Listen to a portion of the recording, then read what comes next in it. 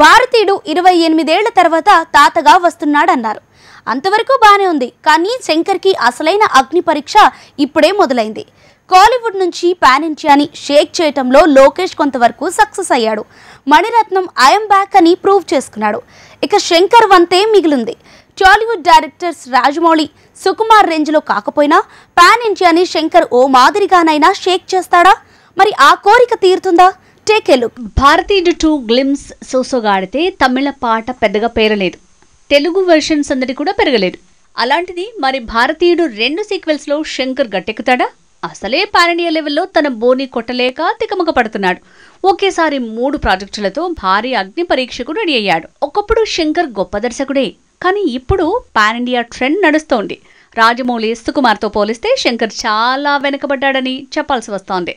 మరి ఒకప్పటి భారతీయుడు ఇప్పుడు మళ్లీ తనని గట్టెక్కిస్తాడా అన్న డౌట్లే పెరిగాయి. పెద్దగా ఈ మూవీకి హైప్ రాకపోవడంతో శంకర్ ఫ్యూచర్ డైలమాలో పడింది. భారతీయుడు 2 రిజల్ట్ ని బట్టే భారతీయుడు 3 మూవీ ఫ్యూచర్ ఆధారపడింది.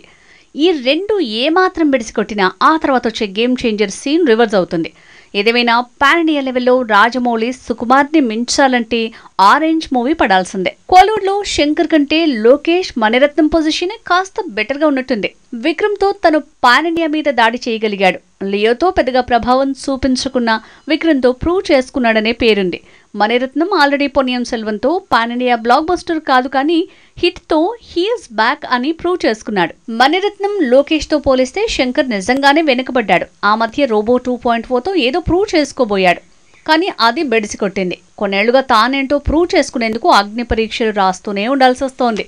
రోబో 2.0 మాత్రమే కాదు, మనోహరుడు, స్నేహితుడు ఇలా హ్యాట్రిక్ ఫెయిల్యూర్స్ తర్వాత పాన్ ఇండియా లెవెల్లో శంకర్ అటాక్ చేయబోతున్నాడు. అందుకే ఇది తనకు అసలైన అగ్ని పరీక్షగా మారింది. భారతీయుడు 2 12th జూలైన రాబోతోంది. తర్వాత భారతీయుడు 3 వస్తుంది. ఆ తర్వాతే global star Ram Charan movie game changer వస్తుంది.